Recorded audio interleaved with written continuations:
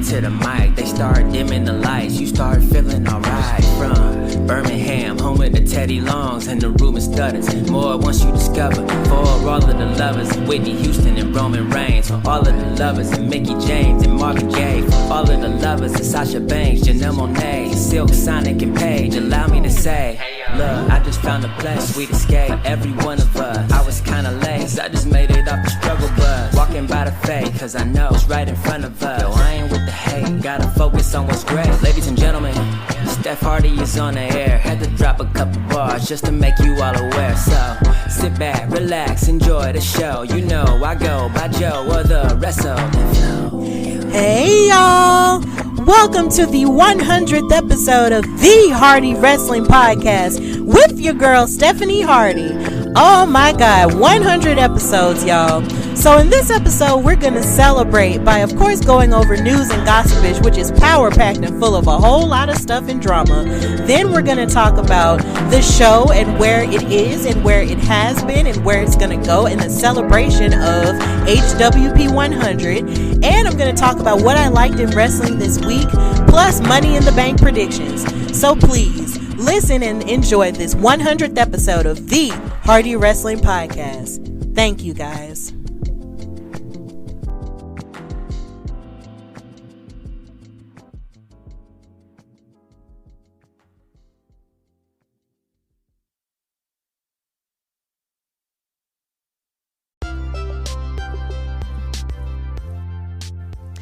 All right, so as promised, I have a power-packed news and gossipish. There is a lot going on in the world of professional wrestling per usual, but this week just seems like there was just a whole lot. But I'm going to start with something really crazy. Logan Paul, who performed, of course, at WrestleMania this year in Texas in his tag team match with The Miz against the Mysterios, has now officially signed a WWE contract. So they announced everywhere on social media this week that Logan Paul, even WWE, announced it as well, that Logan Paul has officially signed a contract, and there was a picture of him with the contract posed in a picture with, of course, the interim, I guess you could say chairman and CEO of the WWE, Stephanie McMahon. That's so weird to say, but it's still beautiful either way. And Triple H, he has signed his contract, and it is official. Like, he is a WWE superstar, and he has made his intentions known that after he signed his contract, he wrote a note that says, "I'm coming for you at Miz," because they're running at WrestleMania, if you may or may not remember, after they won their match against the Mysterios, much to the chagrin of a lot of the WWE fandom or whatever, The Miz attacked him with a skull-crushing finale and left and basically celebrated the fact that, look, this is all about me. This isn't about you, even though Logan Paul did do a star-making performance there, and he did a really good job. But The Miz was making it his business to let him know, like, no, this is my territory, this is my spotlight, you're not going to take it. So I guess Logan Paul really didn't take too kindly to that, and he really remembered that. So now he's coming for The Miz, and the rumor is that maybe they'll fight at SummerSlam, but I do, believe that it will still be a good match either way, even though Logan Paul does ruffle a lot of feathers, in a very negative way with the content he's made with his brother, as well. It's just, yeah, okay. But we've seen that he can wrestle, so I'm pretty sure him and The Miz will put on a really good show, so that's what's going on. Logan is a part of WWE officially, so I guess congratulations to him. Also, something interesting that came out in the news, I want to say Wednesday, was Sports Illustrated released a story talking about Soul Man Rocky Johnson, who is, of course, the late father of Dwayne "The Rock" Johnson, the actor / wrestler. And a story came out saying that there was DNA that proved that a lot of 5 strangers found out that they were fathered by Soul Man Rocky Johnson, and that The Rock is their half brother. And oh my god, it kind of set the internet ablaze. And it started with Lisa Purves, who said she was 18 when she first found out when she first reached out to Soul Man Rocky Johnson, who fathered her, and when she tried to call him, he would hang up multiple times, and then she actually left a message for him, and that she never heard back. And before she turned 30 years old, she once more tried to call him on the phone and told him who she was, and he hung up the phone. So she said that this felt, very embarrassing for her, the fact that her father did not want her, and it took her decades to recover from that, embarrassment. But she grew and had a child of her own right after high school, and then she got into filmmaking and screenwriting, after working as a nurse. And then she wrote her first script when she was 38 years old and won a fellowship at Simon Fraser University in British Columbia. And she took every job that she could get, and then she took on a personal project of doing a documentary about children whose parents knowingly separated from them. But someone, a friend, suggested to her that she should turn the camera around and tell her own story about how her father didn't want her. And honey, she decided to take it even like a step further and basically find more people who share the same bloodline as she. And she found out that there are multiple siblings half siblings that she has that were fathered by Soul Man Rocky Johnson. And I believe within the article they did say that they may or may not have tried to reach out to The Rock a few times, or maybe they haven't. But it's a very enthralling story. So if you look it up on sportsillustrated.com, it's really interesting, and it's also a pretty sad but somewhat common story about how men have a tendency to father multiple children with multiple women and take, little to no responsibility for them.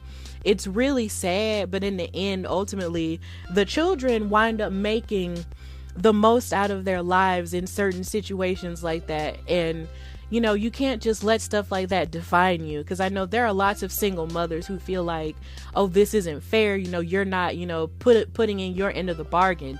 You helped me create this life, so why aren't you, contributing to it the way that I'm contributing to it? But in the end, in a lot of cases, there are single mothers who wind up doing the very best that they can by their sons and daughters, and their children wind up being the better for, not having their father in their life. Or in some cases they don't, but then at the same time, no story is the same. But I hope that all of those siblings are able to reach out to The Rock and, make that family, that familial connection, from a pure place. And then they can love each other through that. Like, Soul Man Rocky Johnson was a Rolling Stone out here, and that wasn't easy to come to grips with. But at the same time, when you hear about some of the stories that The Rock has told about his relationship with his father, it wasn't exactly the best, even when he was married to The Rock's mother. So it's really frustrating, and it's sad, to know that that's a part of his legacy as well. But hopefully, some healing can come out of it, and they can all get to know each other, and love will happen from that, part. And sadly enough, Rocky Johnson can't be held fully responsible for it simply because he's passed away now. But, here's hoping healing for the entirety of the Johnson and other families that were impacted by that. But please give that article a read and check it out, because it was really an interesting read. Also in the news, we have the news that Allison Coach Danger will be coming to Women's Wrestling Army, which is the promotion that was started by Maria Kanellis Bennett. It was first announced by Sean Ross Sapp, who has the answers to everything, that Allison Danger will be the new coach for Women's Wrestling Army.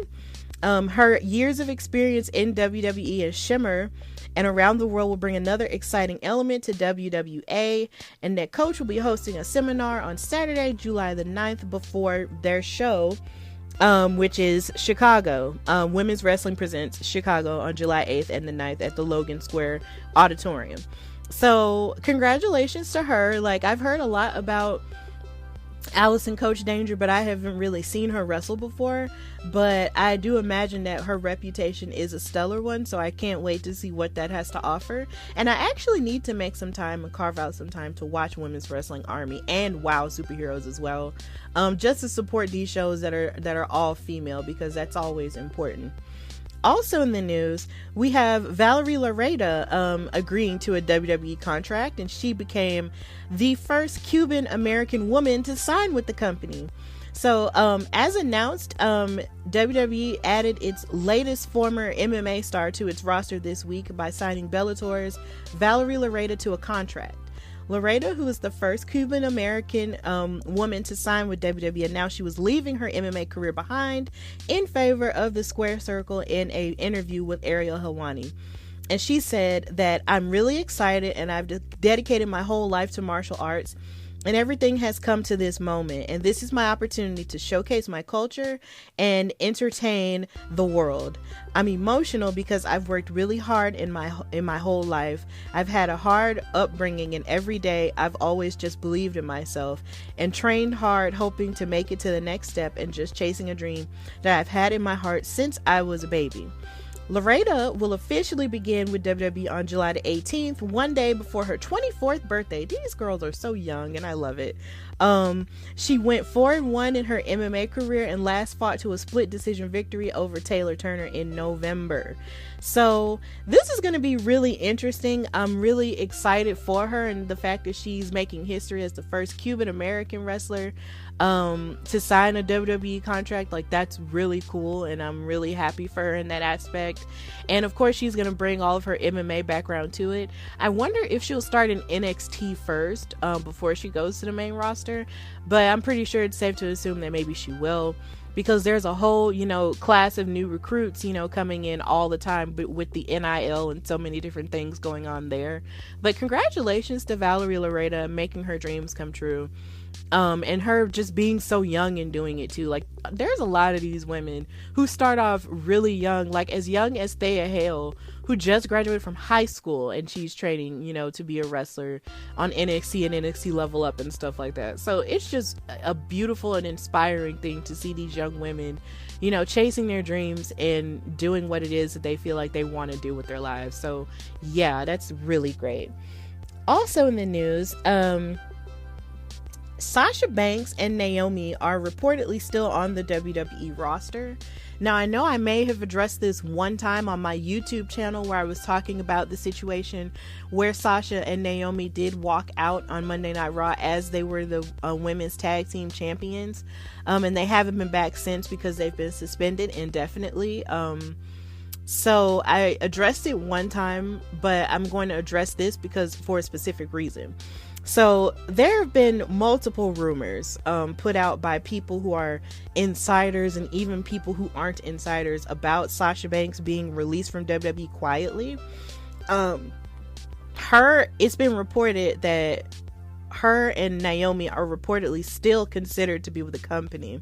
According to PW insiders Mike Johnson, Sasha and Naomi are still listed as on WWE's internal roster, which wouldn't be the case for a superstar who has been released. And Wrestling Inc.'s Raj Giri reported recently that WWE released Banks, but WWE has not announced the move publicly, and it hasn't confirmed such a decision to any news outlets or reporters. And he's basically on social media sort of doubling down on it, a lot of the time. And it's kind of scary how he's doubling down on it, from his sources and all of the above, and how other people are sort of taking it and running with it as if it's absolute fact. But a lot of the time, whenever someone has been released, they either say they've been released and let the public know about it, or usually Sean Ross Sapp of Fightful, who I mentioned earlier, would have announced it. And it's really hard when you look on social media and you know that Sasha Banks and Naomi are like two of your favorite wrestlers, and there are constant rumors from people who claim they have fact talking about how they've been released, or specifically Sasha has been released, when no one really knows. And honestly, none of it has come from the horse's mouth. No, like Naomi or Sasha both have not addressed it since they've walked out. So at this point, why are we still running with these reports? Like, is it because it's going to get attention? Is it because people are going to click on it? If you use their name for clout, like, what is it? Like, why are you doing this? Something that I try to do a lot of the time as a budding journalist myself is to always know that some of the information that you get, it's like you have to take it with a grain of salt, because only the company and only Sasha and Naomi knows what's going on. Literally, only they know. And if you're on the internet sort of spreading misinformation about something that you don't know about, then that kind of makes you look really bad on your part. And I don't ever want to be the person to spread misinformation, because at the end of the day, these are still human beings, working for this company, and they've put in all this work for this company. And it's a very sticky and delicate situation when you're dealing with people dealing with their careers and what they love to do. And you can't just be saying stuff when you don't live with them and you don't know them. And if you do know them, like, you should try and get the right information.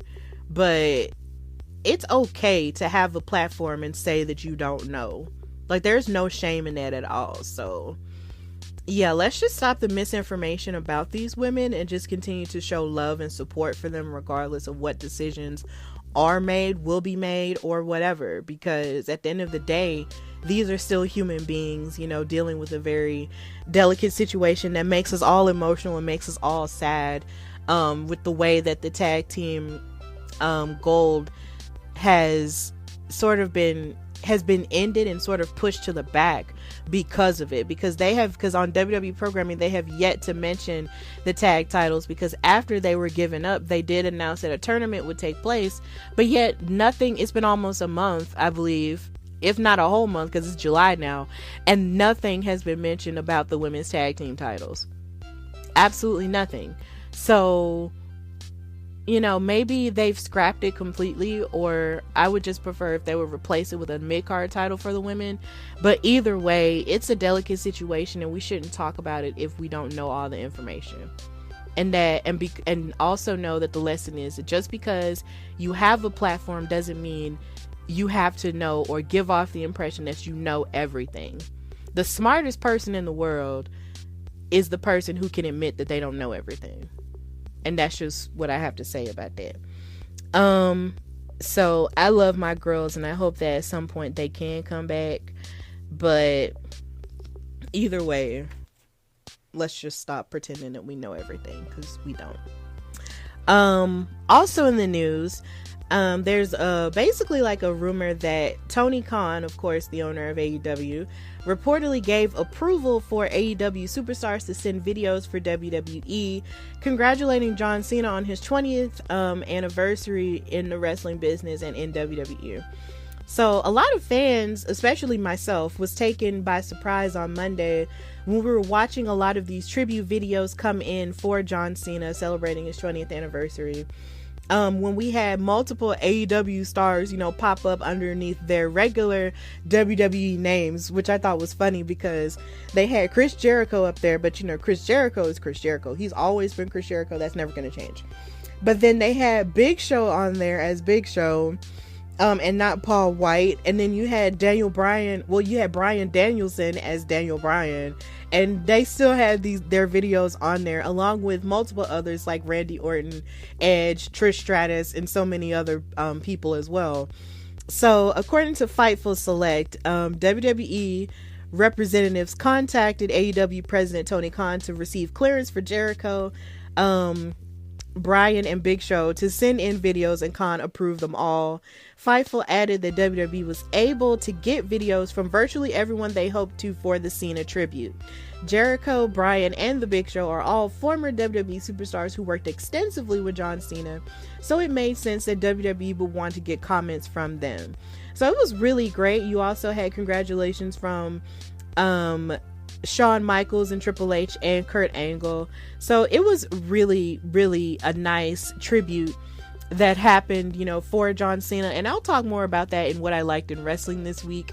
But it was a really nicely done tribute, and I'm glad that they were able to sort of put their stuff aside with AEW and WWE stuff to send congratulations to this man who they did work with.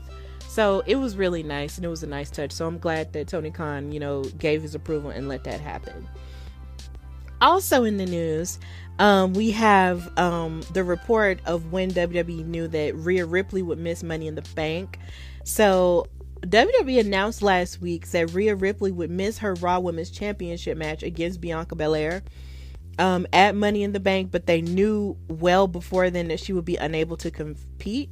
Again, according to Fightful Select, Joshua Jones of Ringside News WWE knew as much as a week ahead of the announcement that Ripley would not be medically cleared in time for the pay-per-view.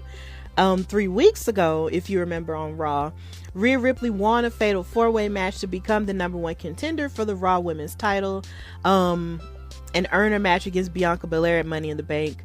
And the following week, Rhea and her Judgment Day stablemates cut a promo with the Nightmare vowing to take the championship from Belair, but then Bianca broke the news a few weeks ago, saying that Ripley would not be able to compete, which led to another fatal 5-way match to determine her new opponent, which would be, of course, Carmella, who is set to face off against her tonight at Money in the Bank for the title. And they haven't really indicated what was wrong with Ripley, but she divulged in an Instagram comment that she is dealing with brain and teeth issues, and it's expected that maybe she'll be back fairly soon. So I'm wishing Rhea Ripley a healthy recovery. I don't know, whatever it is, whether it be teeth, brain, or anything else. I hope, your head and your teeth are healed so you can come back to the ring and, raise hell with your Judgment Day buddies. Even though I'm mad at y'all for doing Edge like y'all did Edge, but it's okay. It's whatever. That's the game plan. Also in the news, we have the original debut plans of Claudio Castagnoli. Hopefully I'm pronouncing that correctly, but he was formerly Cesaro in WWE. So of course, one of the biggest moments from Sunday's Forbidden Door pay-per-view belonged to debuting Claudio, who replaced Bryan Danielson in his match against Zack Sabre Jr. Danielson said on Wednesday's Dynamite episode that Claudio was his hand-picked replacement, which Tony Khan revealed was actually the truth, although Khan had already locked in Claudio to a contract beforehand. Tony Khan revealed that that Claudio was originally tapped to debut at July 23rd's Death Before Dishonor pay-per-view, which had Danielson been able to return from injury in time for Forbidden Door, but that didn't happen. So now you have the other one, at Forbidden Door. So Tony Khan quoted as to say, "I figured there was a chance that if Bryan made it back, there was a good chance that he would have started at Death Before Dishonor, and it would have been a great moment there. As long as Bryan is okay, that's the most important thing. I think he will be fine. It was great to have a great moment here at Forbidden Door. Things worked out perfectly. I talked to Bryan on the phone last weekend," this is still Tony Khan speaking, "and he told me that he wasn't feeling 100%.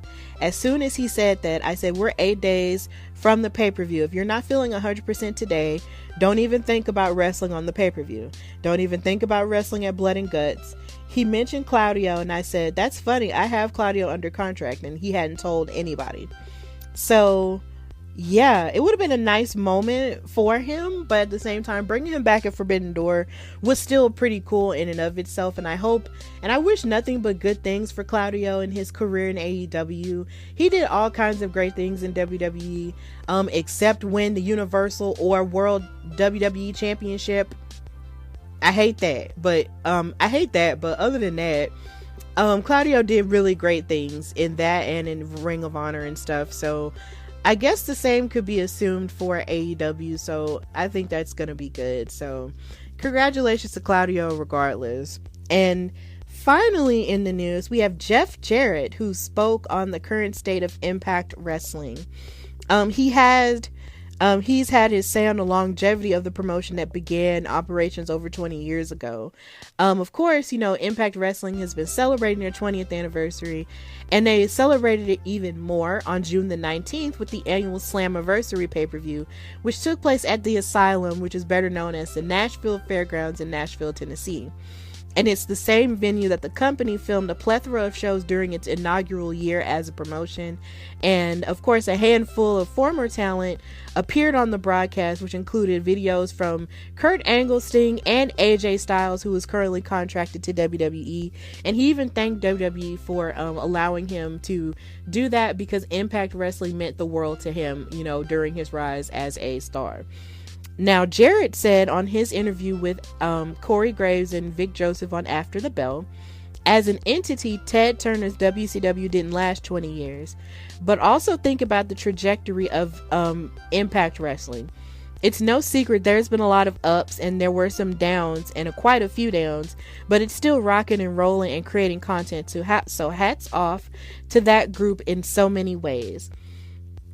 And it's really funny when you sit up and really think about Impact and how long it has lasted, even with its ups and downs, and it moving from channel to channel and broadcasting service to broadcasting service, and lots of ups and downs when it comes to wrestlers and contracts and various things like that. But it is very much still alive, and it is still giving some of the best wrestling, especially the best women's wrestling I have ever seen in my life. And I'm glad that they're still alive and kicking, you know, enough to give it a fighting chance as another promotion outside of the big WWE and big AEW to a degree. Like, I'm really glad that Impact Wrestling still exists, because there's a lot of history, you know, that's tied into Impact Wrestling that a lot of people don't give Impact a lot of credit for. So I believe this is a great year to sort of celebrate and look back on all the moments that Impact Wrestling has given us as a whole, and to celebrate it as a part of wrestling history. So I'm glad Jeff Jarrett actually used his platform to say that on After the Bell. So yeah, like, it's really cool. And yeah, that's all for news and gossipish. And now we're going to talk about the Hardy Wrestling Podcast at 100 episodes and give a little bit of a celebration of where the show has been and where I hope it continues to go.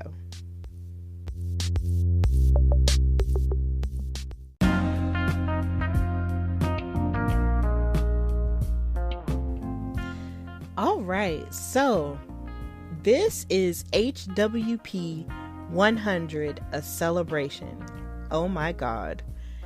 You guys, 100 episodes. 100, like, what?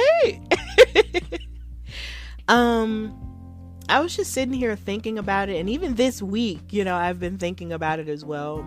And I went back and listened to the very first episode of the Hardy Wrestling Podcast.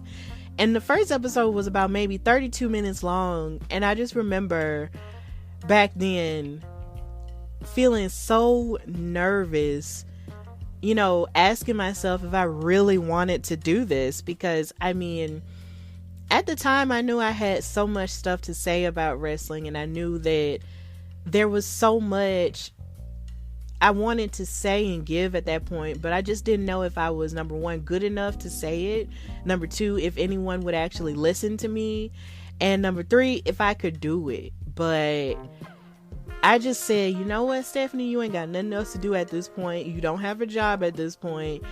For the Royal Rumble just happened. Everything is going on. Let's just try. And my God, I'm so happy I tried. I'm so happy that I actually went for it and tried. I remember listening to the first episode and my voice was gone because it was the winter and I was sick. Not, of course, not with COVID, because that was before COVID really popped off in the United States like it did. And I just didn't really have a lot to do, but I do know creatively, I'm a very creative person. Creatively, there was still so much I had, and I was just like, you know what, well, let me just start this podcast then. And I'm so happy I did. So I really did sound nervous. I was just saying a lot of I was I was just talking about, you know, what I liked and what I didn't like, and the Royal Rumble had just happened. NXT was popping off, you know, Black and Gold NXT was continuing to pop off the way that it was and everything. Like, there was just so much happening but yet and still I was trying to figure out my place in it. And so that's basically what it was. Like, it was crazy. And of course, as I continued to record the podcast, this is where COVID started to play into it. And then I also finally found a job, but I also had to balance watching wrestling. But it really wasn't that much of a balance in my life because I was watching wrestling on the regular anyway. And everything had changed. Sports had changed. Sports got canceled. Like, I was wondering how WWE or how any other wrestling shows were even going to go at that point. Like, COVID took over. We were all scared. And then WWE announced they were going to continue going on with wrestling shows just without an audience. And a lot of people were trying to, like, contemplate whether or not they were going to keep watching it because it was going to be so different. But I think I had made up in my mind, like, look, if I don't have anything else to do when I get home, I'm gonna watch wrestling. Like, that's just something that's just been a part of my DNA since I was 4. So I'm just gonna keep watching wrestling. And I'm so glad that WWE and later AEW found a way to keep wrestling going, even with a smaller audience or without an audience at all. They were in their creative bags, and with them being in their creative bags, it gave me more to work with. It gave me stuff to talk about. And because their passion for wrestling was evident in the way that they kept going, it fed my passion as well. So there was still so much I had to do, so much to talk about, just so much to do. Like, I was just so excited. And as I kept releasing stuff and as I kept, recording episodes and everything, I just wanted to just keep doing it. And I just found my footing. I found my voice. I was able to plan out, more of how the episode was going to be from a structural standpoint. Because at first I was just getting on there and just talking on the first episode. Like, by at least the second or third episode, like, I planned out news. I planned out story time, where I would talk about various stories from my wrestling fan experiences and wrestling in my life or whatever. And then I would also talk about and give recaps of wrestling shows from Raw, NXT, and SmackDown, and then later from AEW and also from Impact as well. So gradually, changes were starting to be made. I remember how I called the podcast Hardy Wrestling with Stephanie Hardy, because I was afraid that nobody would know my name or nobody would really get it at first. And the title was really long. And then there would be times where I would even still call HWP, the Hardy Wrestling Podcast. So eventually I did decide to change the name to just the Hardy Wrestling Podcast because it's just quicker to say. And hopefully, if you've been paying attention to the show, you'll know that my name is Stephanie whatever. So that's pretty much it with that. And I didn't know this at the time, but independent wrestling really was at a standstill. And I figured this out, from the interviews that I was able to have with people like Prince Adonis and JT Funk in the very beginning. Like, those were the first 2 wrestlers I believe I ever interviewed.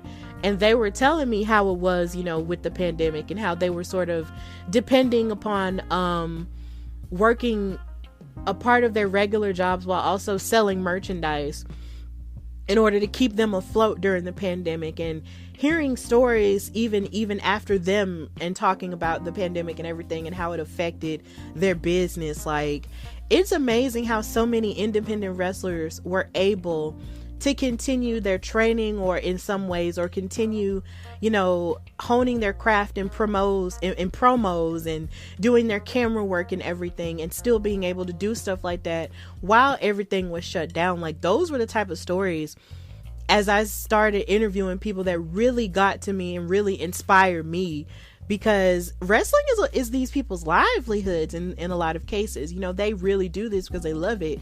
So I can't even imagine what it was like, to be in the indies, and that's your bread and butter. And then all of a sudden your bread and butter is taken away. Like, how do you eat?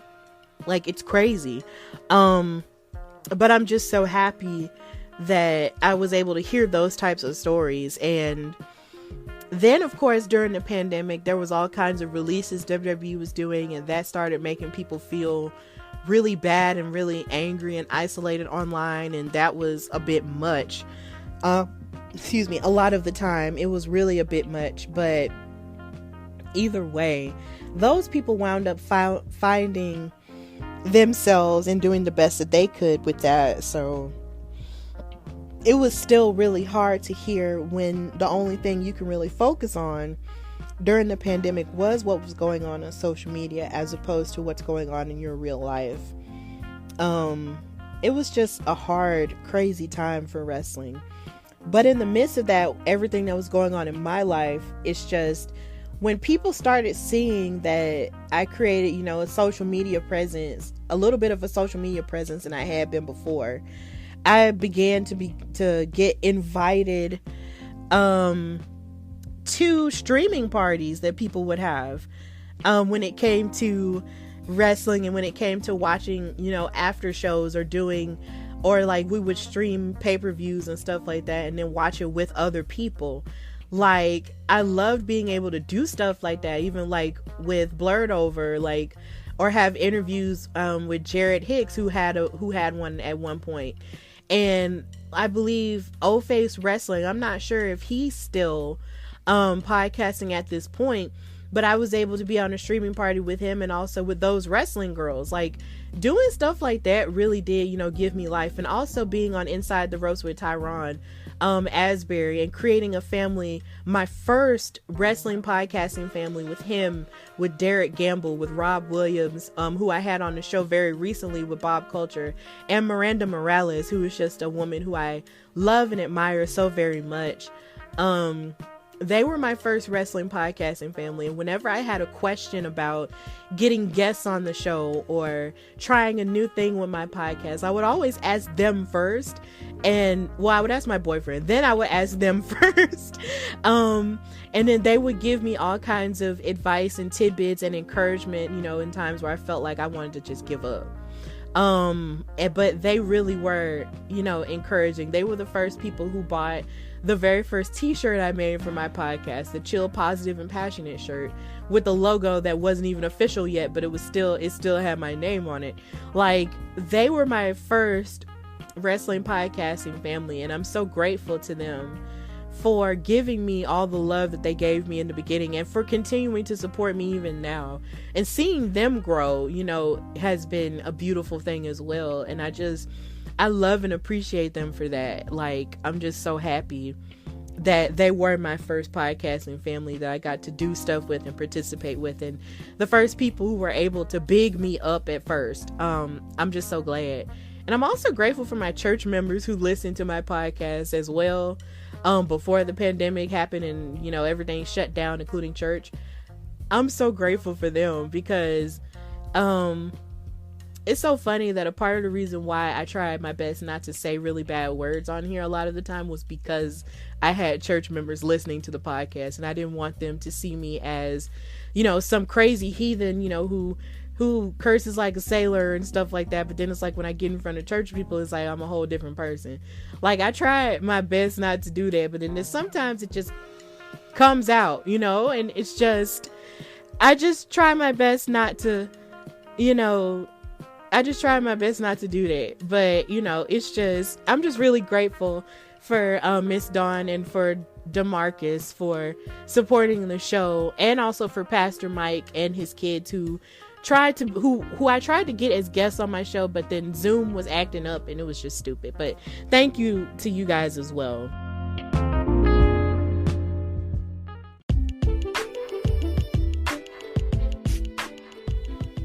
So in this celebration, I'm also glad to say that I've been able to use my platform to speak up on behalf of women's wrestling, its value, and also speaking up on behalf of women using their voices to make wrestling a safe space for women as well.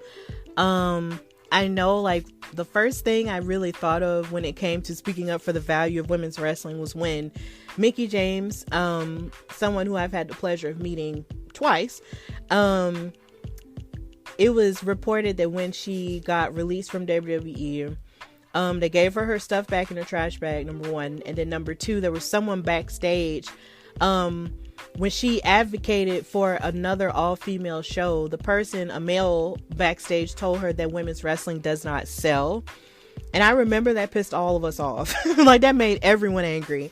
And I just knew that from my heart and from my soul, like, I wanted to speak up for women's wrestling and talk about the value of what it was, and speaking about events like Evolution, which from my recollection or from my understanding did sell out in New Jersey or New York, in that area.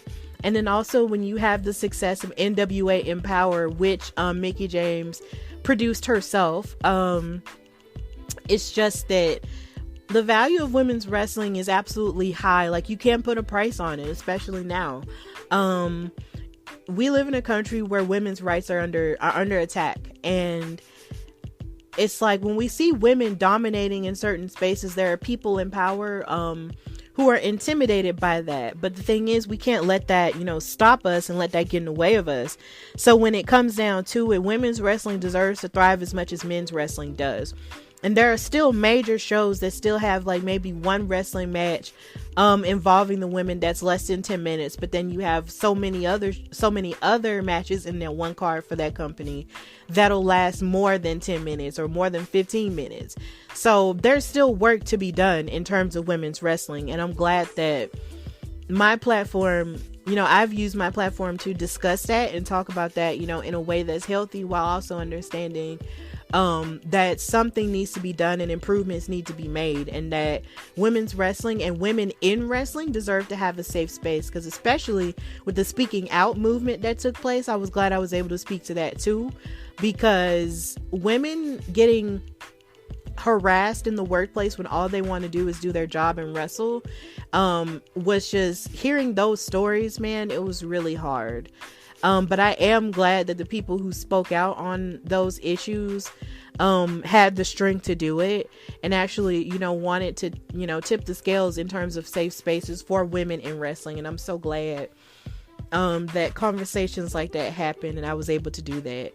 And I'm also glad that I was also happy to do my highlights for Black History Month for the first time last year, and also for Women's History Month. That was really fun, and those had lots of good interactions as well.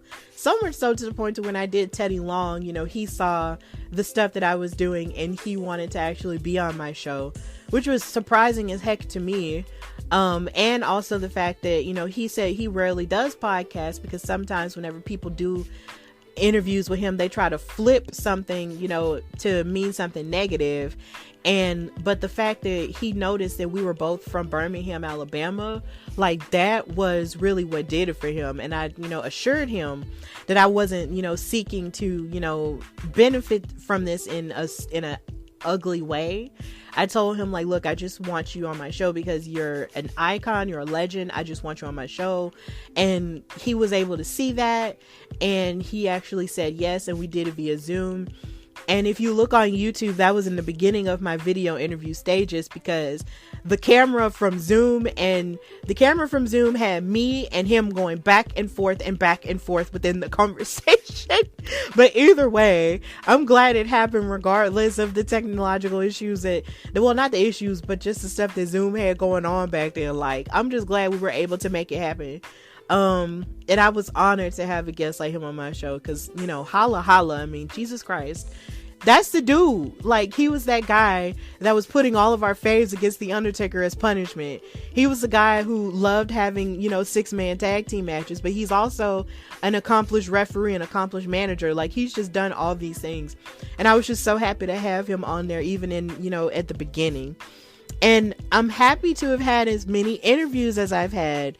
My very first guest was Ramsey Williams, because he was starting his podcasting journey, and I knew he was a fan. He was a big wrestling fan. And then he said, as soon as I started my podcast, he was like, look, I want to be a guest. He said, I want to be a guest. And I was like, okay. So I took his excitement, to heart. And I was like, okay, fine. So I made him a guest, and we did the audio thing like that Anchor allows you to do. And we were having an interview on speakerphone, and I'm so grateful, that he was my, very first guest. And then, like I mentioned earlier, you had JT Funk, who's a wrestler from up north. I was happy to have him on there and actually purchase my first piece of independent wrestling merchandise from him. He was selling masks with his name on it. Like, I was so glad to, do that for him and actually watch his matches. Like, because that's something I try to do, is like whenever I have a wrestler on, I try to go back and watch matches that they've done, on YouTube. And that became my very best friend, because I love doing it and just watching the things that these people do on the independents. Doing this podcast has opened my mind and opened my heart to the independents, because at first I wasn't exposed to the independents. The most I was ever exposed to was when CM Punk mentioned Ring of Honor, and when he mentioned New Japan Pro Wrestling, during his pipe bomb. That was the most I had ever heard of the independents in my lifetime. And that was in 2011. So, and even after that point, I never really sought those out, because after that I had to go to college and I got busy and stuff.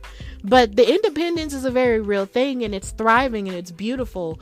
And I'm so glad that having interviews with people like JT Funk and like so many others that I've had, conversations with, like I've found and learned so much about the independent scene and actually become a part of it now.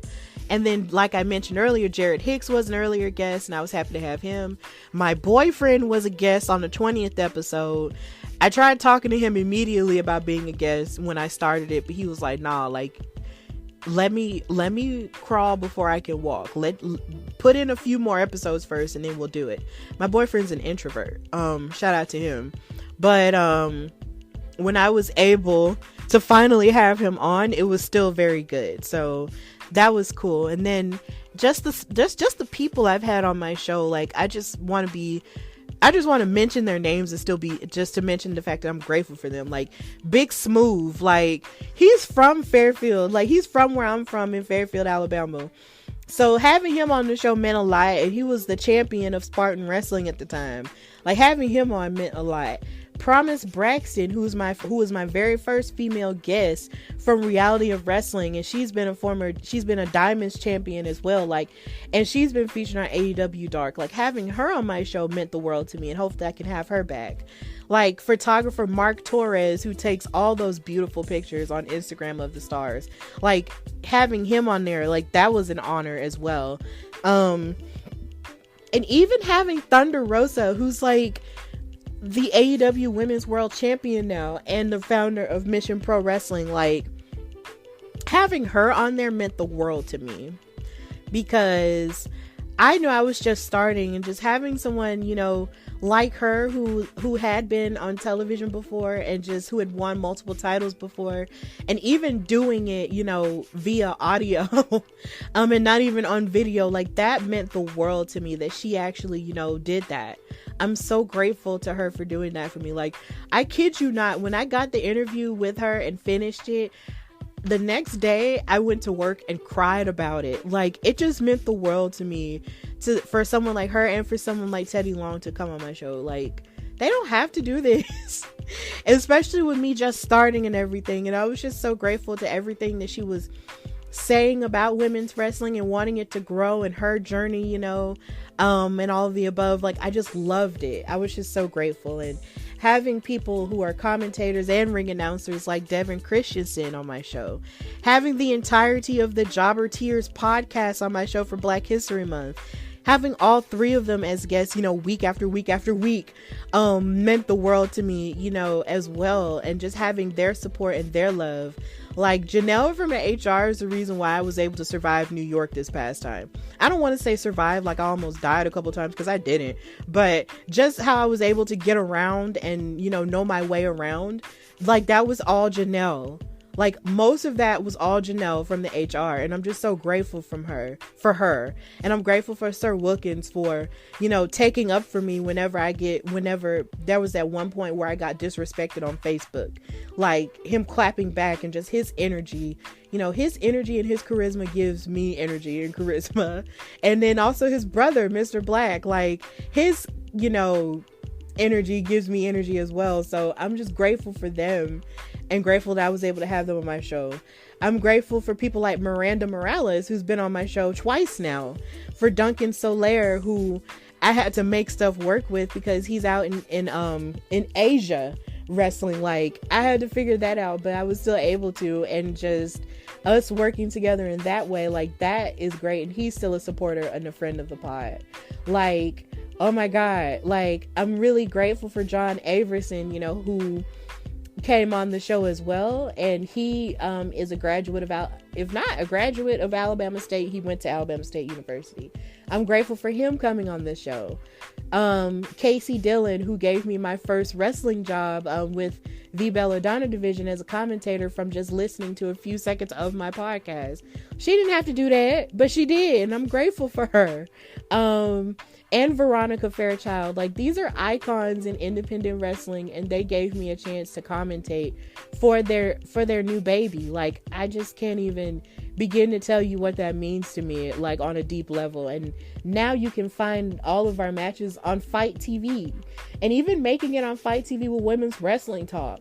And that one interview I did with Eva Lise, who I've actually been proud to call action for with Belladonna. Like, that was just crazy, and I'm just so happy, to have had that, and humble to have had those, opportunities from podcasting. And I want to thank Brittany Blake. I want to thank the Wode, Valentina Loca, the Curtain Call guys, the guys who recorded the Curtain Call, Manny and Jason, shout out to them. Thank them for coming on my show. Jen from Miss Thickum's TV, who always makes amazing work via Twitch and also on TikTok. Thank you. I love stitching your videos on TikTok. I love it so much. It's so fun. And I thank TK Trinidad, who gave me my opportunity to work with Women's Wrestling Talk. And the way that she was able to trust me, the way that she's been able to trust me with writing articles and hosting her shows with the greatest team in women's wrestling media.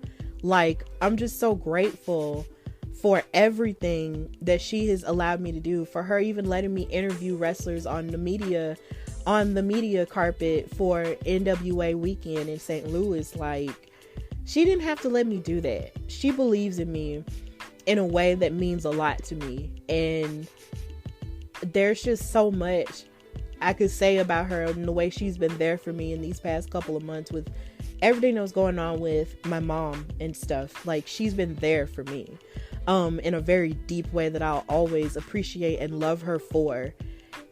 And I'm grateful for just everything she's done. I'm grateful for Phil Lindsay, whose articles I love reading on Bleacher Report, and just seeing everything he's doing with Grapsity.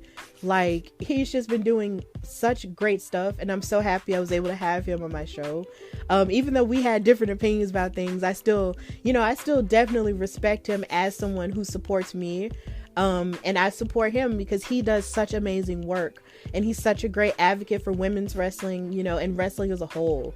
Like, I'm so grateful, for him. I'm grateful for Kaylina Keene, who, when I first met her for Belladonna, for my first show, for commentating, she had only started wrestling maybe a few weeks ago, or not started wrestling, or started training, or started wrestling on the road a few weeks ago at that point. Like, those are the stories that I live for. That's just amazing. Like, wrestling is just this amazing thing that just brings all kinds of people together for stuff like this.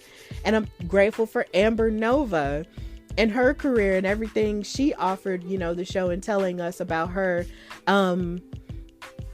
mechanics career as well as being a wrestler. Like, that's amazing. And Amber Rodriguez, who is just that girl. Oh my God. I love her. And I'm grateful for Brian H. Waters from the Wrestling Realm, who's her publicist and who also does everything in wrestling too, from Baltimore and everything. Like, sir, like, do you ever sleep? I'm grateful for you. I'm grateful for Josiah Williams, who came on my show as an amazing guest. I'm so happy for him. And his success, with Disney and stuff, even though he doesn't work for WWE anymore, I wish he did. But the work he did for WWE still, reverberates and speaks volumes to people. And I'm even more grateful that he recorded my theme song, because that theme song really, adds to the vibe of the podcast as a whole. And I'm glad that you put so many personal touches, to the song, to me and the show in the theme song. And I'm just so grateful for him. And his version of Cameron Grimes' Money theme song for NXT is the better version, and y'all need to put it back. But whatever. Put that thing back where it came from, or so help me. Dang it.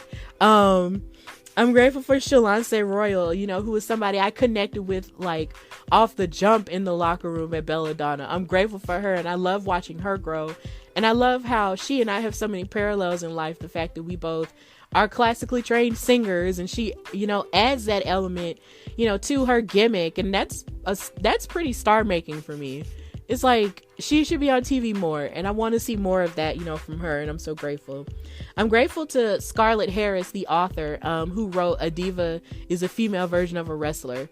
Like, I'm grateful for her. Like, that was just great, and she continues to support me and everything, you know, I'm doing. I'm grateful for her. I'm grateful for Ringside Rain Cruz. Oh my God.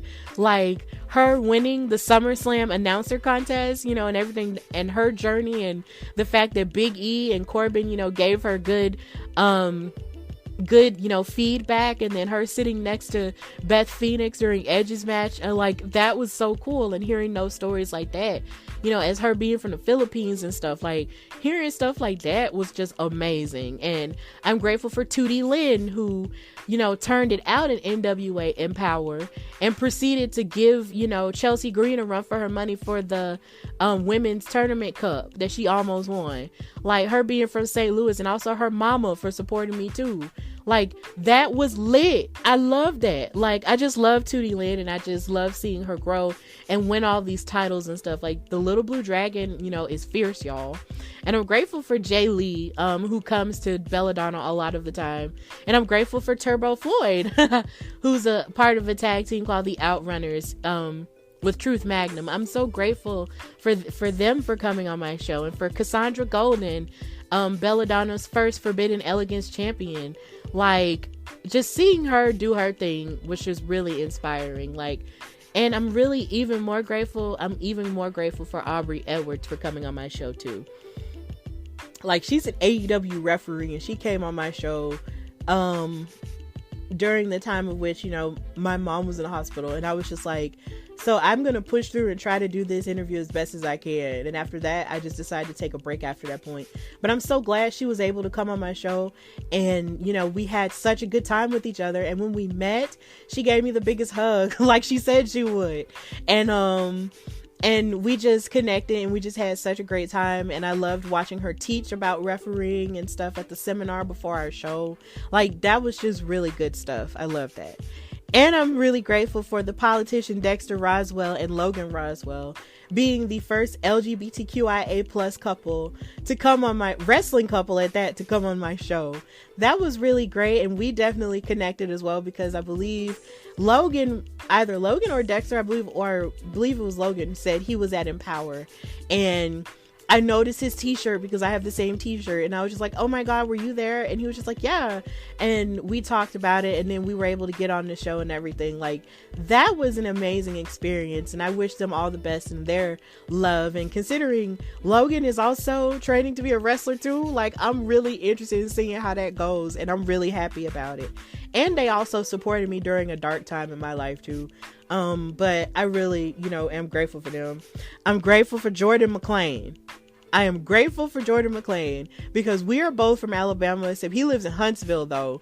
I live in Birmingham/Fairfield, and he has supported me and went up for me so many times, and I've done the same for him for his One Fall podcast, and for him starting his own promotion, Our Culture Pro Wrestling. I'm so proud of him, and I wish I could have gone to his show, but I couldn't because I was in New York. But he just told me, look, I know you will want to be here for me, but you just go up. You go up to New York and represent Birmingham, Alabama. You represent Alabama regardless. So, and I was just like, okay. And that just made me, you know, feel so good about, you know, what we both do in our careers. Like, I'm so grateful for him and his love. Like, oh my God, I'm grateful. And then I'm grateful for Gia Miller from Impact Wrestling coming on my show. Like, it was kind of difficult, but at the same time, we were still able, you know, to work it out. And I'm so glad she was able to come on and give her wrestling journey and her ties to Alabama as well, going to the University of Alabama in Tuscaloosa and stuff, and just her journey. Like, that was really good too. And Victor Perry, who's raising money for these kids in his wrestling club to go to WrestleMania next year. Look, if you find Victor Perry at Wallflower Perry on social media everywhere, donate to his fund to get these kids to WrestleMania, because those kids deserve all of that. They deserve to go to WrestleMania next year. They deserve to go to California, because of the fact that these kids are also, not only are they working hard in school and trying to get good grades and stuff like that, but they are in this wrestling club in a safe space for them. They've met Sasha Banks and stuff, and on top of that, they're cutting promos every week, you know, with their title belts and everything, with their camera phones and whatnot. They are cutting promos that are almost on the level of people who are just starting in NXT or whatever, and they have all this passion and love inside of them for wrestling. Donate to his fund. Help these kids go to WrestleMania, please, because they deserve it. They deserve this moment for them. Like, they deserve it. And Victor Perry, the work that he's doing with those kids is a godsend.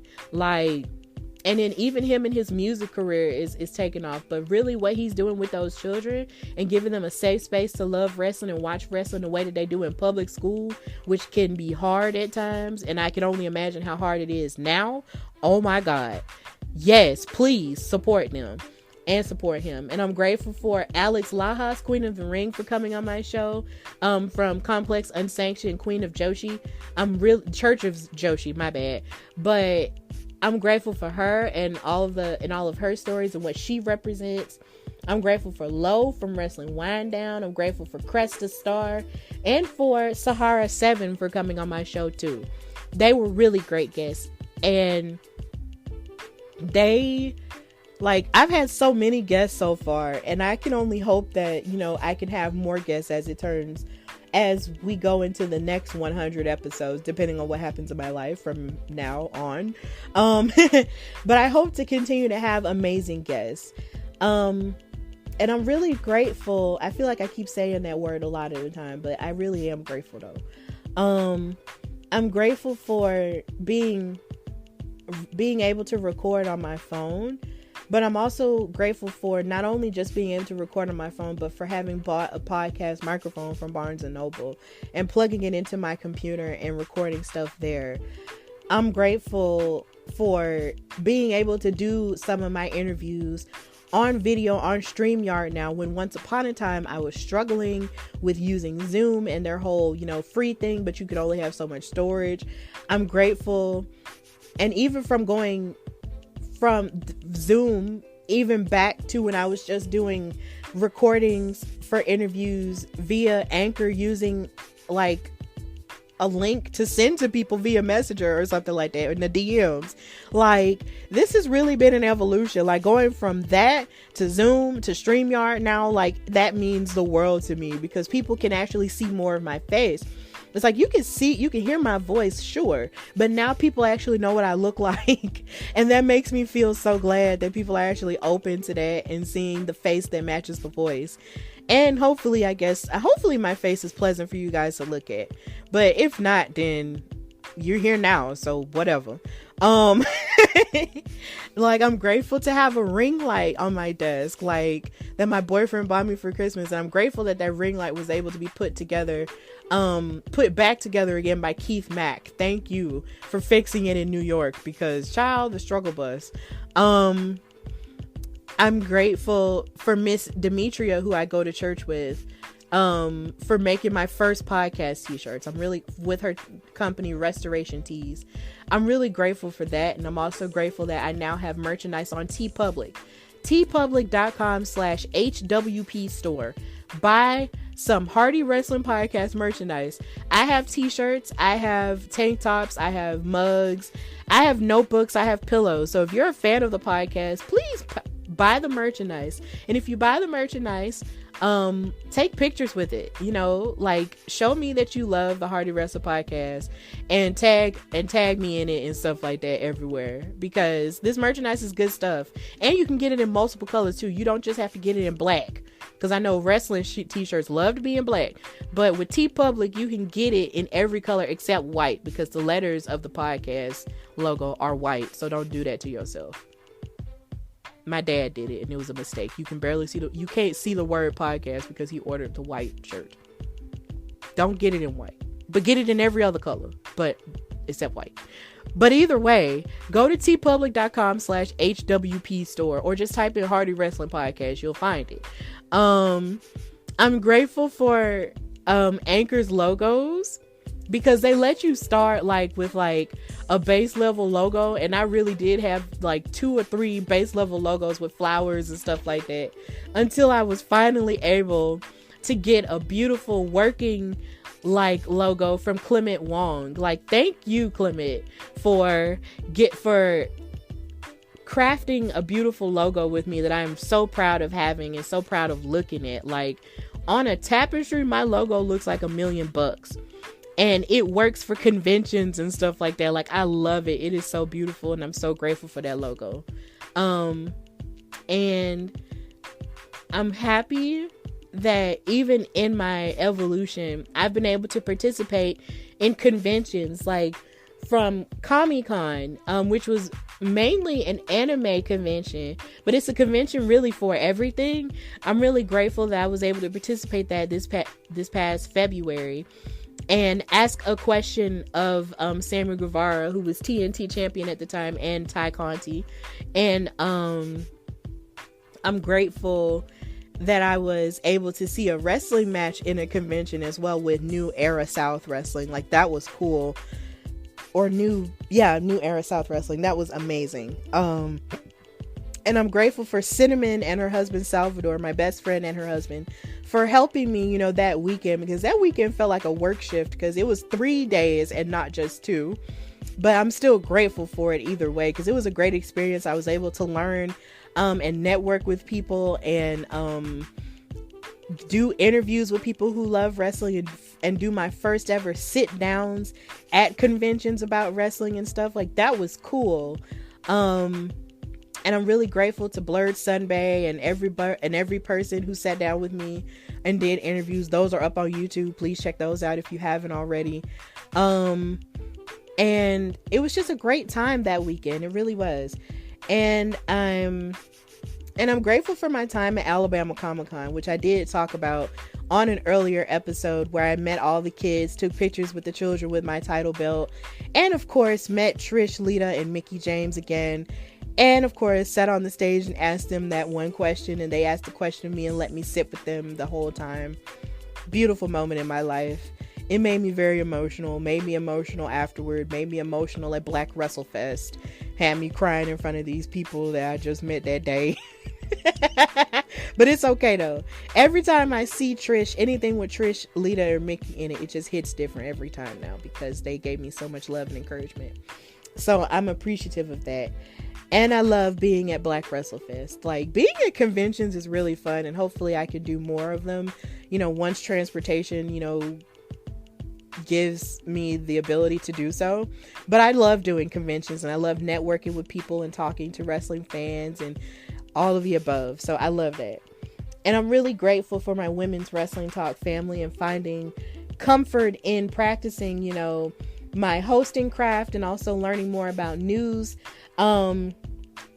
stuff from someone who has news background in TK, and also learning more about interviews and putting myself out there from Emily May.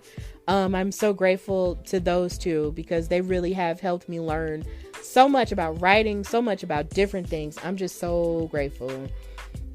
I'm just really grateful for everything that I've learned, you know, in journalism from them. And I'm grateful for learning how to read a teleprompter. I'm grateful for outlining news stories, grateful for writing articles for a website, because I wrote my top 5 Stephanie McMahon article, And every time something happens with Stephanie McMahon, I post it everywhere so if y'all can read it, because it's cool. Please do read it. And I'm getting ready to write some more as well, so please be on the lookout for that. I'm so excited because I love to write. I really do love to write. So it's just like anytime I get to write about wrestling or write about, different moments or give appreciation to people who I feel like don't get enough credit, I just love doing that. So I'm really grateful for that. And I'm also grateful for my hosts who are a part of it as well. I'm grateful for Ella J, who I went up for and went to battle for when Tony Khan decided he wanted to act up in that media call. I'm grateful for Ella J. I'm grateful for Samira and everything that she does in wrestling. She inspires me all the time, and I love her style. Like, oh my god, she dresses like she's amazing.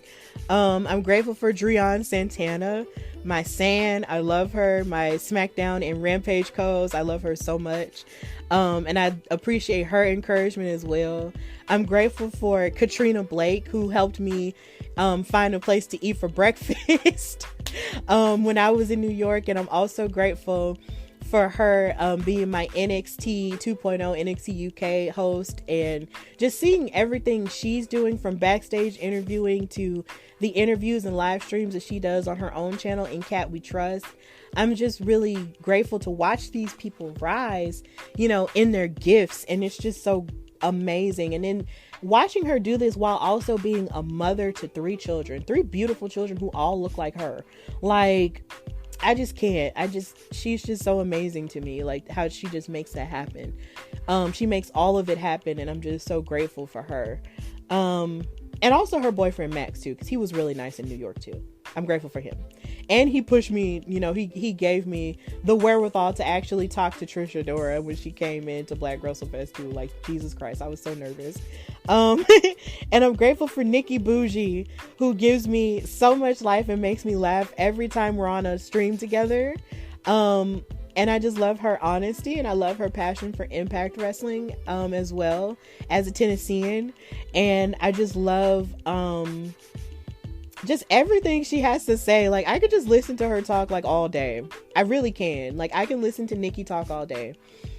She just gives me energy, and she just gives me life, and I just love her. And I appreciate her love. I love Alicia from Kayfabe Queens, and I definitely love Emily May, like I mentioned earlier.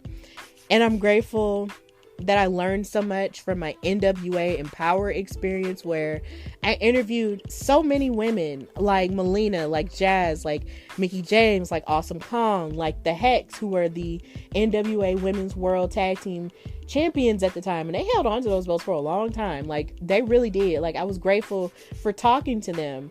I was grateful for, my interview with Deonna Purrazzo, even though I messed up during that point, but she was still good about it or whatever. But either way, I'm still grateful for that. And I was grateful for interviewing Genocide and Tootie Lynn and Masha Slamovich, who's a coach and a wrestler for Impact Wrestling at this point. Like, all those women were amazing, and they let me talk to them, and I'm so glad that they did. And also Brodus Clay, he talked to me too, but I'm just so grateful that they let me talk to them. And it was just, an amazing experience with NWA Empower. I'm so grateful for that experience, because that let me know that there wasn't anything I couldn't do. That really let me know that there isn't anything that I can't do in this business. And watching all of those women wrestle in that all-female card gave me the empowerment that I needed, to move forward, in this phase of my life. Like, it was just incredible. Being in that historic ballroom, like that, breathing that air, like, that was just amazing. And I just, there's just so much, man. I'm just so grateful that I've been able to meet as many people as I've met. I'm grateful for networking, and I'm grateful for being on Fight TV with the Belladonna division, commentating for most of their events, and even commentating for Battle Club Pro this past time for their Icons Championship match against Big Swole and Jordan Blade. Like, I'm thankful for Joakim for letting me have that opportunity and for asking me the way that he did, because I couldn't refuse. Thank you. And I'm just, just grateful for all of the love that was shown to me at Black WrestleFest, because that was amazing, and I'll never forget it. And I'm also grateful that I've been retweeted by The Rock for complimenting his mother. I'm grateful that I've been followed by John Cena on my personal Twitter page and the podcast Twitter page, because there's the possibility that he might be listening to me, and I hope he is. I hope he likes my show if he is listening to me. But even if not, and if he doesn't have time, just know, John Cena, I love you, and I've loved you since 2002, babe. It's okay. Like, there was a point where I thought I was gonna marry him, but you know, life happens. He married somebody else. It's okay. I'm gonna marry somebody else too. What? But either way, thank you for following me. And I'm also grateful for the other, you know, superstars who have followed me and retweeted my work as well. Like Aja Smith, who loved the clip that I made for her for Black History Month or Women's History Month. I believe it was Black History Month. And for Nikita, who loves my work, and her mom, who loves my work too. Like that blew my mind. I was like, your mother? What? Oh, but yeah, thank you. And just so many others who follow me as well. Like, thank you guys. Y'all don't have to follow me, but y'all do, and y'all support me, and I love it. Zelina Vega. This is a Vega podcast. I love Zelina Vega. I love her, and I can't wait for her to come back. Thank you to her. I'm just really grateful for all of it. I'm grateful to have highlighted Alabamian wrestlers, and I'm thankful, and hopefully I get to do that a whole lot more, because there's still so many other ones that I need to do and talk about, because I think I stopped that while there was something else going on, and I just needed to take a break a bit. And I'm grateful for my social media following and how that's grown. Like, I'm grateful for that. And there is still so much to do at this point. Like, my podcast is done. I'm so grateful to my higher power for giving me the strength to put my voice out there on a regular basis and talk about the things that I love about wrestling, as opposed to the things that I hate in a negative way. There's so much of that, you know, that permeates the space. And I just want to be a safe space where people can, you know, learn to love and appreciate wrestling for what it does give us, and appreciate it for being a soft place to land when real life can just be so messed up and so hard. It's like when stuff goes on, and when family stuff happens, and friend stuff happens, and work stuff happens, where do you go to escape? Wrestling. You go to wrestling to escape, and that's been my place to escape for a long time. And I just wanted to share that with this space, but I never imagined that all of that, me sharing what I loved about wrestling, you know, in my room in my parents' house, would grow to give me so much. And it's just that when you love wrestling and you put so much energy into loving something, that thing has a tendency to love you back a lot of the time. And I know everything hasn't been perfect, because, you know, there have been opportunities that I've gone for that I haven't necessarily gotten or won or whatever due to other circumstances. But it's still, the amount that I've gotten back from wrestling, I wouldn't take back for anything in this world. I wouldn't take it back for anything. The amount of love that I've put into it and the amount of love that it's given back to me, I wouldn't trade for anything. So I'm grateful that I've gotten to 100 episodes. I'm grateful for the people that I've talked to. I'm grateful for the people who've given me good feedback. I'm grateful for the people who came before me, you know, and set the precedent for what this means. I'm just grateful to all of it. But in the midst of that, there's still so much to do. There's still so much to talk about, because that's the thing about wrestling. It never ends. So with that in mind, I can't wait to give you guys more content. I can't wait to give you guys more interviews. I can't wait to evolve my show technologically so you guys can see more of my face while also seeing what I'm talking about, like with pictures and videos and stuff that I learned from Women's Wrestling Talk. Like, there's just so much more that I have to give, that I want to give, because this is my passion and this is my purpose now. Like, I never dreamed that this could be my purpose, but it is, and I'm just so grateful for it. Like, I'm so grateful for it, and I never want to forget where I came from. So that's what all of this was for. This is a celebration of where the Hardy Wrestling Podcast has been and where I hope it continues to go, of course, until something happens, and then there's an opportunity that happens and I might have to stop the show because of it. But until then, I'm going to keep doing this because I love it. And I hope that you love the Hardy Wrestling Podcast too. So here's to 100 episodes of my baby of HWP.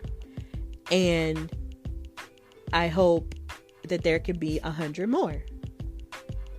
Thank you for your support and your love.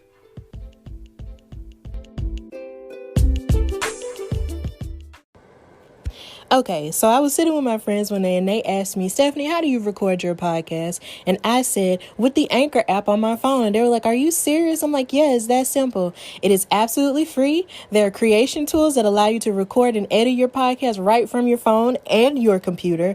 And it will distribute your podcast for you so it can be heard on Spotify, Apple Podcasts, Google Podcasts, and many more. You can also make money from the podcast with no minimum listenership. And it's got everything you need to make a podcast in one place. They even have classes and stuff that you can listen to that will give you all kinds of good tips on what you need to do in order to make the best podcast. So if you want to do this, download the free Anchor app or go to anchor.fm to get started. That's anchor.fm or download the free Anchor app to get started.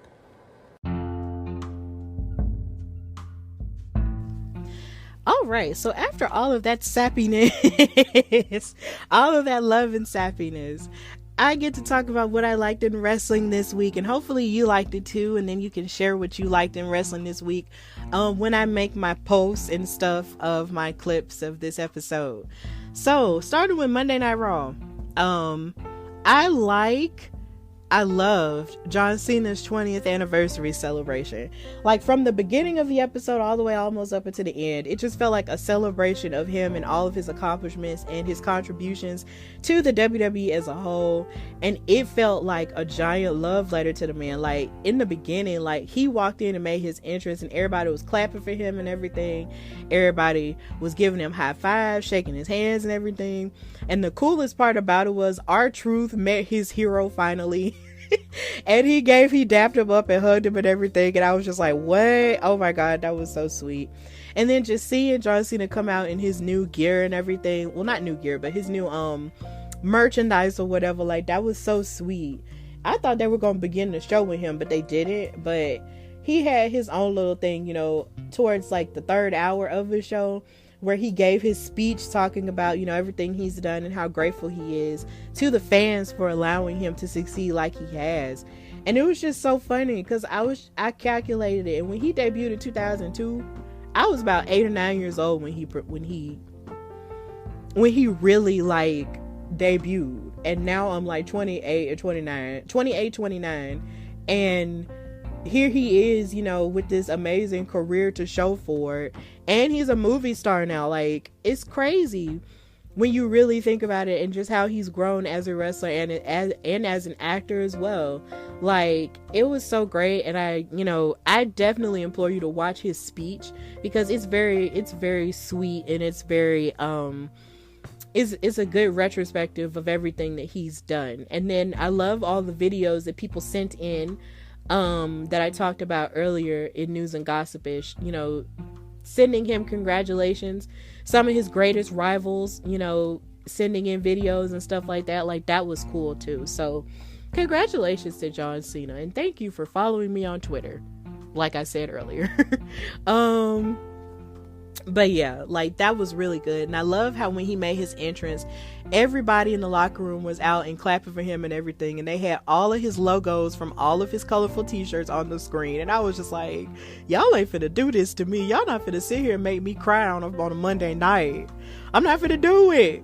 I'm just not. But I was very emotional, because I'm just like, we really watched this man grow like this. Like, it's crazy. But congratulations to John Cena. He deserves all of this love. And hopefully he'll be able to fight Austin Theory, because Austin Theory was real comfortable getting in his face like that.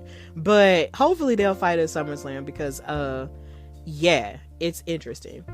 Then I loved the Jey Uso Montez Ford match, because Jey Uso is a really great wrestler. Like, we cannot forget his run as main event Jey during the height of the pandemic / Thunderdome era. We can't forget that at all. So him, of course, we get kind of caught up with him being a part of the Bloodline and being the part of the Undisputed Tag Team Champions with his brother Jimmy. But he is that guy. But then also Montez is that guy as well. And he was able to show that he is able to, you know, to carry again in a singles match. And I really feel like ultimately when it comes down to it, Montez has what it takes to be the world champion, and other people have co-signed with him, including Bianca Belair, who's of course his better half.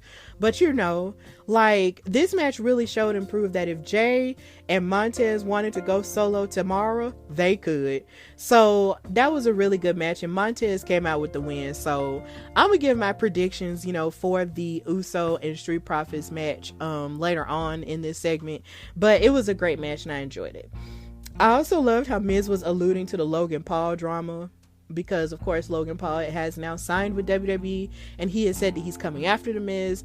So now the Miz is ready to, make it all about him and beat up Logan Paul. And that's pretty much it. I also loved that the Judgment Day started beef with Rey and Dominic Mysterio out of nowhere. They were just like, they were insinuating that Rey Mysterio should be jealous of the fact that John Cena is getting a celebration for his 20 years in the biz, but not Rey. But my thing is, Rey's been in the business for more than 20 years, but it's probably they're probably talking about WWE. But either way, I'm pretty sure Rey, will be celebrated at some point. I mean, he has a biography coming out too. But at some point, they were basically just egging him on, and then basically saying that he's just not, good enough, and he needs to just sit down or whatever. And Rey and Dominic were not too happy about it. So I think it's pretty safe to assume that Finn and Damian are going to be in a tag team program with Rey and Dom. So I'm not necessarily sure how I feel about that yet, but I'm pretty sure, once I see more of it, it'll turn out to be really good. So yeah. Plus, I'm still mad at the Judgment Day for how they did Edge, but that's another story. And of course, I loved Carmella and her jumpsuit that she had on when she faced off against Bianca Belair in their promo. Oh my god, that jumpsuit was amazing, and I feel like, oh my god, it was almost like she got poured into the outfit. It was giving Sable. I loved it. And then her Titantron looked like a music video with her posing in front of a Ferrari? Or no, a Lamborghini. Posing in front of a Lamborghini with money with her beautiful wedding ring on. Girl, yes. Mella has it going on. And I'm glad that they have this program, because Mella was supposed to fight Bianca before Becky inserted her stupid face into the SummerSlam match last year and did that 26 seconds thing on Bianca. So I'm glad that Mella and Bianca get to have this moment, even though, of course, I'm going to give my predictions about that too. But it's kind of safe to assume what's going to happen, to Mella, but I feel like Mella's going to give it a good old try. So that's pretty much everything I liked on Monday Night Raw, outside of Cody Rhodes too. He gave his little segment talking about, how he's recovering from his pectoral tear that he wrestled through in Hell in a Cell against Seth Rollins. So that was interesting. I really do hope he comes back soon, because I do miss Cody, but, injuries. I hate him so much. But yeah, we're humans. It's okay. So that's pretty much all I liked from Monday Night Raw. Now, as AEW is concerned, I didn't watch Forbidden Door, but I did hear all kinds of raving reviews about it and stuff, outside of the fact that the Tony Thunder Rosa match was relatively shorter in comparison to a lot of the other matches on the card, which is an improvement that they need to make in terms of women's wrestling, but they just need to make that better. I like the fact that Claudio made his debut at Forbidden Door. I think it's good for him that he's going to wrestle elsewhere with the type of notoriety that he's used to, because he deserves it to a certain degree, because he's a fantastic wrestler and he has personality, but that personality tends to show whenever he's with Up Up Down Down. It never really shows with on wrestling programming. So hopefully he'll be able to show more of his personality there. So yeah, I'm happy for Claudio. And hopefully I can figure out how to pronounce his last name correctly. Please forgive me if I pronounce it incorrectly in News and Gossipish, but yeah, your girl can only do so much. I love that Thunder Rosa is still the champion, and I love the gear that she came out with. It just feels like for every championship match she has the best gear, the best costume, and the best face paint that represents Mexican culture, and I just love it. I just absolutely love her love of herself and her culture. I love it. And I'm glad that she's still the champion.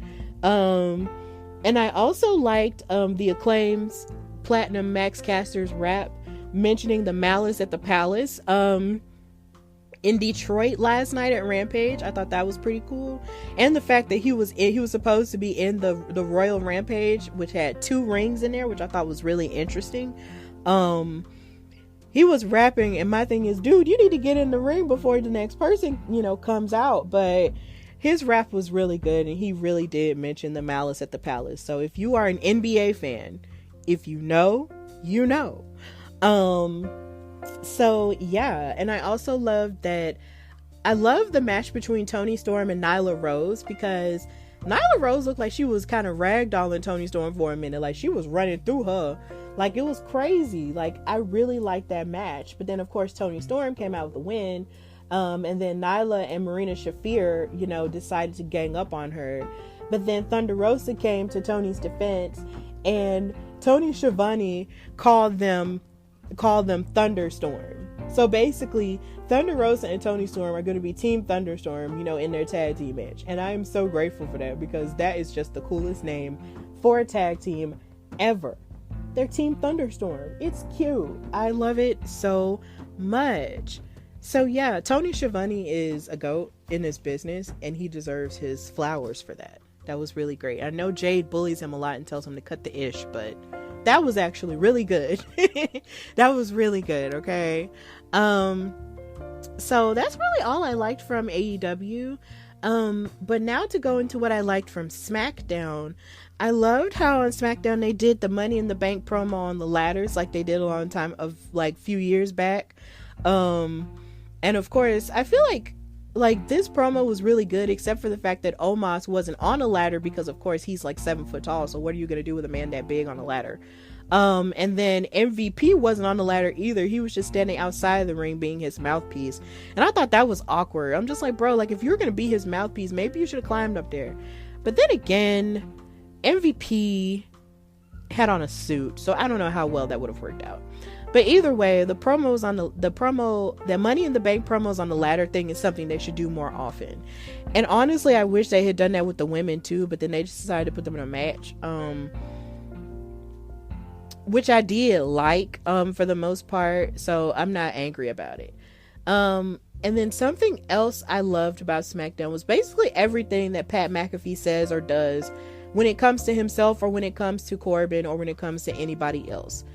The Hardy Wrestling Podcast is now officially the Pat McAfee Appreciation Society, because I love everything that man says or does, because he is energetic, he is funny, he is entertaining, and he can wrestle too. I feel like one day he might be a champion. He might be a mid-card champion at some point, with the way that they keep booking him in matches for like bigger events or whatever. Like, Pat McAfee is that guy. And what's so funny is, when Corbin won that good old-fashioned battle royal and he felt like he had wind underneath his sails going into Money in the Bank today, it's like it's like he was feeling so good that he said he was farting rainbows, but yet he couldn't answer Pat McAfee's challenge. But my thing is, it's just like, you were barking at him all, like, for the past 2 weeks, talking about how you don't like the way he commentates and how he need to watch what he say about you. But when Pat McAfee wants to run up and actually wants to fight you and give you a challenge, you want to be quiet. No, don't be quiet. Be as loud as you was with that disrespect and answer his challenge. Be a man. But he don't want to do that. That's too much. But whatever.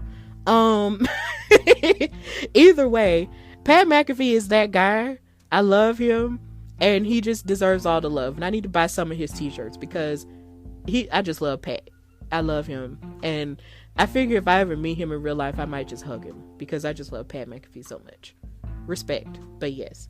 I'm also on SmackDown. They had promos they didn't have promos with each other, but they had backstage promos with Megan Morant. But I am looking forward to Natty McNatters versus Rendezvous for the SmackDown Women's title. I'm looking forward to that, because I feel like that match is going to be really good in terms of submissions and stuff. But I'll give my predictions about that later. And I definitely love the promo of Ask Them Anything with Kayla Braxton and the Usos and the Street Profits, because they were able to show respect to one another while also disrespecting each other. And that was really cool. And they did it with like hot fire. Like, it was crazy. Because, of course, the Usos are saying, like, we're not afraid of going into a match with the Street Profits. We're not afraid of what would happen to us if we lost the titles because of Roman Reigns and all that other stuff. Because y'all know Daddy Reigns ain't gonna like it. But, either way, they said they weren't afraid. And the Street Profits answered the question that Kayla had, asking if it's true that there was trouble in paradise for those two, and if they, there was any doubts in their minds if they could perform, and if they've lost their edge. And of course, the Street Profits said, they haven't lost their edge. But then they also said if, and only if, they said if someone is saying that they haven't been getting along lately, they blamed it on dirt sheets. And I thought that was so funny because, look, dirt sheets really do be saying stuff and like it's fact and putting it out there, sometimes for the sake of clout and clicks, but then the stuff don't even really be true. And then you watch it play out on television, you be like, oh, so that wasn't true. Yup. So either way, they said they were hungry and they were ready for an opportunity, because when it comes to the Street Profits, they've been on the struggle bus since before and after WrestleMania. It's like every other opportunity that they've ever had for a tag title, they've lost lately. And I'm wondering, with the stakes being this big, with it being the undisputed titles, will they go forth and use their drive and their hunger to push them to win the titles off of the Usos? Or will the Usos pull out and still win? And if they win, will that mean the end of the Street Profits? Because if y'all look every week, Montez is getting bigger and bigger. His arms are huge. He's doing more stuff in the ring, than ever before. Like, it's kind of safe to assume that at some point, the breaking point is going to happen and the Street Profits are going to mess around and be no more, which makes me sad to think about, but it's undeniable. Montez is a star. And if they don't, hit while it's hot now, then Montez is just going to be cold, and that's a problem. So yeah, and I'm scared of what'll happen to Angelo Dawkins, as a solo star too, but or maybe they could just be like the New Day and just let Montez go off on his own and then just still have their brotherhood. That's what I would like in another way. So we just have to see. So that's pretty much everything I liked in wrestling this week. But in the midst of that, I do want to give my Money in the Bank predictions. Of course, Money in the Bank is going to be on Peacock and on the WWE Network, depending on where you're watching it in the world. Tonight at 6 or 7 p.m. Of course, I know the pre-show might come on at 6, but either way, it's going to come on tonight. And I want to give my predictions. So for the United States title match, between Theory and Bobby Lashley, I feel like Lashley is going to win simply because of the fact, outside of them having flexing contests or whatever, I feel like Bobby Lashley is going to win because he's the almighty. And that's all I have to say about that. And I feel like Austin Theory is going to pick a fight or try to pick a fight with John Cena or something, and maybe they'll fight at SummerSlam. Because they're basically both, I feel like Austin Theory is like the younger version of John Cena, and John Cena's the older version of him, so that could totally work. So yeah, I feel like Bobby Lashley is going to win the US title. When it comes to the Usos versus the Street Profits, like I said earlier, I'm predicting the Usos are going to win, and that's going to spell the beginning of the end for the Street Profits. Or the Street Profits could, kind of still have their brotherhood and love each other and just let Montez do his own thing the same way the New Day did, because we don't always have to stab each other in the back. We just don't. So I'm predicting the Usos. And also with the Raw Women's title match, we have Bianca versus Carmella. I feel like Carmella is going to give it a good old try, but just like at Rolling Loud and every other moment she had to fight her, even before then, while Sasha was gone, Bianca is going to retain her title. She's the EST of WWE. You can always bank on that. She's going to win. Bianca is going to retain. And of course, with Ronda Boo versus Natty McNatters for the SmackDown Women's title, I think Natalya is going to give Ronda Rousey a really great wrestling education in that match, and she's going to get really nasty with her the way that she's gotten nasty with her on Twitter. They've been nasty to each other. But ultimately, I feel like Ronda is still going to retain. And that's just, how I feel about it. Now, the hardest part now is sort of predicting the women's Money in the Bank match. I'm predicting that out of all the girls in it, I am predicting that it's going to be either Liv or Shotzi that's going to win. It's going to be either Liv Morgan or Shotzi Blackheart. Because I know it can't be Becky, because Becky ultimately doesn't need Money in the Bank, number one. And number two, I just want to see her suffer and fall into the pits of hell some more and punished for those 26 seconds. I just want to see her lose more. I just do. I want more of the descent of Becky Lynch. I want Becky to descend so far that she becomes like last kicker Becky again. Like, if she has to humble herself that much, then that's what I want to see. Because you basically trashed us for way too long and I'm sick of it. So yeah, Becky's gonna lose and either Liv or Shotzi's gonna win. Those are my predictions for the Money in the Bank match for the women. Now for the men, on the other hand, the men is much harder. But I predict that either Sami Zayn, Riddle, or Seth Rollins could win. Those are my top three to win. Number one, because Seth Rollins, kind of has that evil thing going on for him, and he could very well cash in on Roman Reigns, and it would be a thing, because of the whole brother versus brother thing. Or it could be Riddle, so he can have a new opportunity, seeing as Randy's gone and he's out of the tag picture or whatever. And because he has an axe to grind with Roman Reigns, because of the Randy Orton situation. But then I say Sami Zayn is my number one, simply because of the fact that he is bloodline and Uso adjacent. And that would cause, something serious to take place within the bloodline to where they have to ask if they really want him around. Or they would prefer to have it in-house or whatever, or something like that. Like, I don't know. It's kind of hard to say. But Sami Zayn is my number one pick for a prediction. So that's all of everything I liked in wrestling this week, along with Money in the Bank predictions. And now we're going to go to the conclusion.